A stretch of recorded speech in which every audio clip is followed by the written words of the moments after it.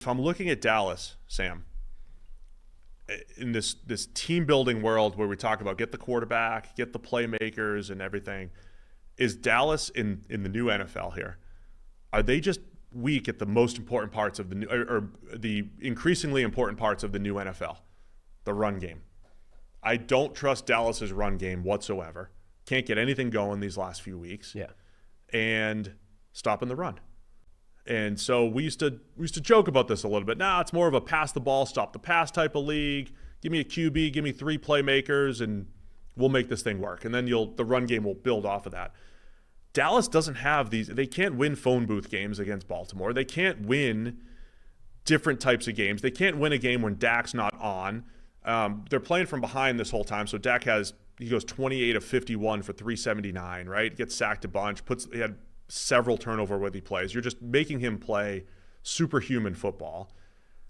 This just isn't good for the way the NFL's trending right now, the way Dallas is built right at the moment. It's not. Yeah, I mean, I think the run game is more insignificant this year than it has been in the past. They, particularly defense, like they have for years the Chargers defense couldn't stop anybody, right? Against the run, they were so bad, and they were so bad that it's like, okay, generally speaking, run defense is not a massive deal. In fact, you almost want to invite teams to run on you because it stops the explosive pass plays, et cetera, et cetera. But if you're so bad, if the team is rattling off 6 or 7 yards a pop, like that classic game where Cleveland just ran all over the Chargers, you're like, at that point, it's too much, right? At that point, it's too big a problem, and you actually need to address it. Well, the Dallas run defense right now has by far the worst EPA per play in the NFL, like by an order of magnitude more than any other team. So that is a significant problem. And it's bad enough that it's in that Chargers realm where it's like, okay, you're off the deep end you're way too bad for this to be viable.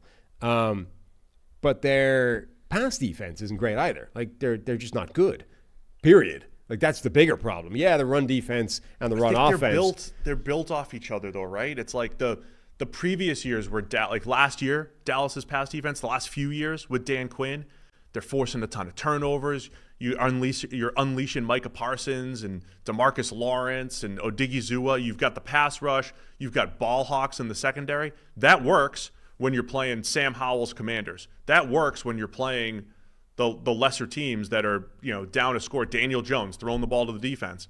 And it still might work later this year, by the way, when they play maybe a rookie Jaden Daniels or they play Daniel Jones on Thursday night. It might work. But that goes back to this whole front runner thing, right? The big question with Dallas was, can they beat good teams, just like Miami? And it's not looking great the way they're built right now. But I think what we're just looking at is sort of what we were saying all offseason, which is they probably got worse. They got worse, offseason, yeah. Right? So you're looking, just across the board, right? Like the running back room is a downgrade versus a year ago, and now it looks like one of the worst units in the NFL.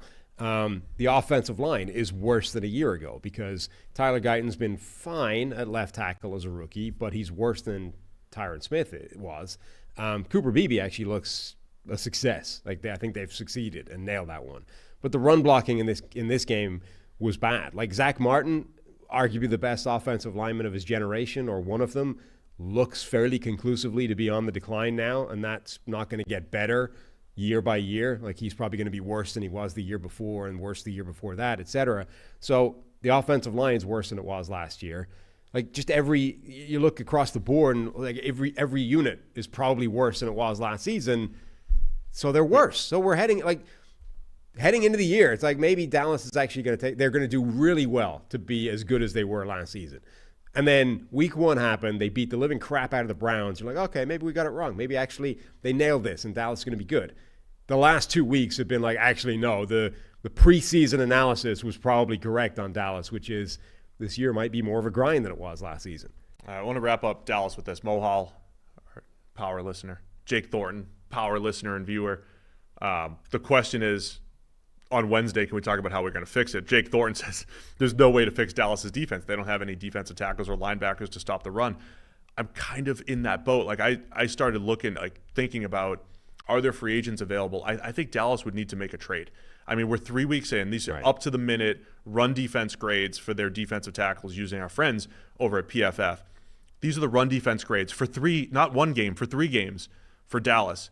Osa Odigizua, 34. Mozzie Smith, 27.5. Linval Joseph, a historic, decent run defender at the tail end of his career, is at a 27 on his 50 snaps. Jordan Phillips, who's now hurt, has a 26. They're in the 20s and 30s in run defense grade, right? I mean, it shows up on film. There's a sea of opportunity for every running back when they run up the middle. I don't know where the fix is because I don't think it's on the roster for the Cowboys. No. And to be clear, this is self-imposed. I mean, Jerry Jones was asked, hey, Derrick Henry, would that not have been a better option than the ghost of Zeke Elliott coming back for a second go-around? And he was like, oh, we couldn't afford Derrick Henry. I mean, that's just not true. It might have been true while you were like reserving all of the money for the CeeDee Lamb and Dak Prescott contracts and you didn't know how much you were going to have to pay and, you were trying to like, ring fence this giant amount of cash. But that's your own fault. Like you could have made that deal months ago, at least had it put on the books and know what you're dealing with. Dallas has plenty of cap space. They could have signed Derrick Henry. They could have afforded Derrick Henry, but they didn't. And now this is what you did. You created this. Your decisions brought you to this point. And I agree with you. The fixes for a lot of these things probably are not on the roster.